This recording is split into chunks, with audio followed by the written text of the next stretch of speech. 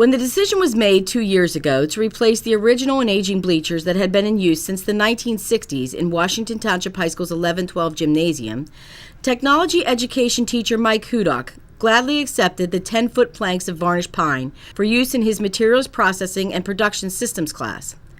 WTTV stopped in to see Mr. Hudock, who retired shortly following a 36-year career, and his culminating project, handcrafted wooden sunrise doormats, pieces of history that his students will carry off at completion. The course is Materials Processing and Production Systems. It's the first year in a 2-year program if the kids want to get into some type of a construction and tool.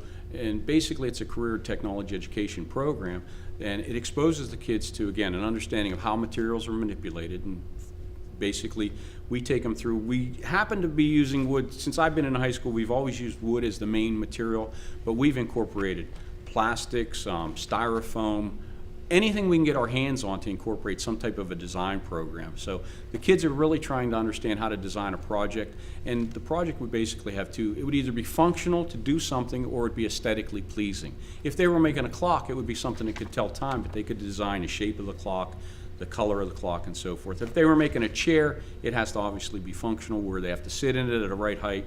So in the first year course, we try to give them a good basic background of hand tools, power tools, machine operations, understanding the material they're working with and the way it is structurally designed by how it grows in the ground.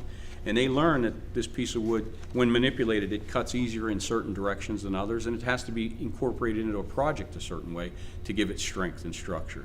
So with that, then that hopefully enables them to learn that if they wanted to design a project of their own choice in the later year, they could incorporate the knowledge they gained up front and then design around that. So we want them to become independent thinkers and problem solvers. We've been utilizing the old gymnasium bleachers for about 2 years now. When they chose to, I guess, upgrade and renovate that stuff, Kevin Murphy come to me and said, "Hey Mike, if you can use any of the lumber, you're more than welcome to have it." And I did. I said, "Hey, I could probably run a whole course on that." So several years back, we got a pretty good load of lumber out of the gymnasiums, and we've used it for different projects over time. But this year I chose to make these basic floor mats that the kids are getting a good example of how to use a lot of material, equipment, machines, plus we're recycling this stuff rather than have it cut up and thrown out.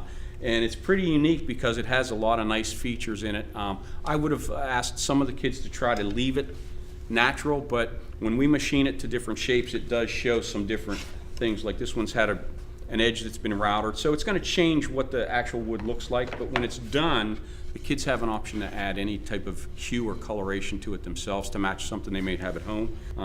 And again, it allows me to, I want to say, fool the kids and trick the kids into thinking they're making a project when I'm actually teaching them how to run machinery and work with processes, to square boards, cut boards, lay out material, and so forth. So that the aspect is teach them how to do something using materials, power tools, hand tools, and machines, so that they can be independent thinkers and someday be independent and work with. They don't have to go into this industry and be a woodworker, but they can be a little more independent using some hand tools for around the house.